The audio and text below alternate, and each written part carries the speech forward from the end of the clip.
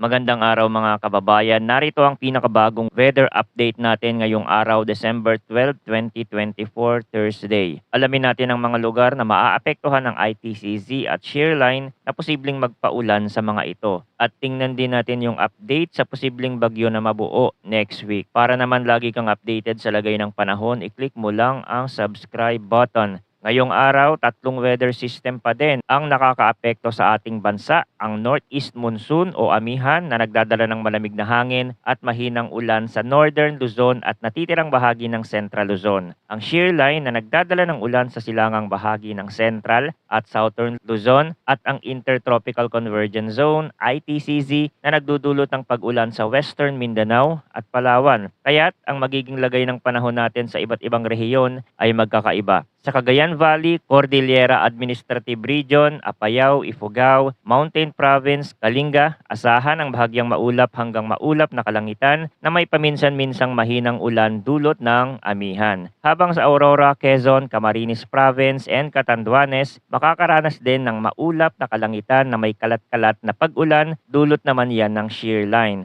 Posible ang flash floods o landslides dulot ng katamtaman hanggang sa malalakas na ulan. Mag-ingat lalo na kung nasa flood-prone areas. Sa Metro Manila, Calabarzon at ilang bahagi ng Mimaropa ay makakaranas din ng maulap na kalangitan na may kalat-kalat na pag-ulan at isolated thunderstorm dulot ng localized thunderstorm. Sa bahagi naman ng Palawan, Kabisayaan at Mindanao, inaasahan ng makulimlim na panahon na may mga kasamang pag-ulan dulot ng ITCZ. Possible ang flash floods o landslides lalo na sa mga lugar na nasa gilid ng bundok o mababang lugar. Sa latest update naman ng tropical cyclone threat potential ng Pag-asa, sa week 1 sinasabi nila na unlikely na may lumabas sa loob ng Philippine Area of Responsibility na low pressure area. Pero mataas ang chance na ito ay mangyari sa week 2 by December 18 to December 24. Ibig sabihin ang low pressure area ay nasa loob na ng Philippine Area of Responsibility na posibleng ma-develop at maging isang bagyo. Gagalaw ito papunta sa eastern portion ng Mindanao, Visayas, and southern Luzon. Kung gagamitin natin ang ibang mga meteorological agency tools like GFS, by December 17 nandito na siya sa may Eastern Mindanao at unti-unti siyang tataas patungo sa Visayas. Gamit ang European model, halos pareha sila ng direksyon na tatahakin.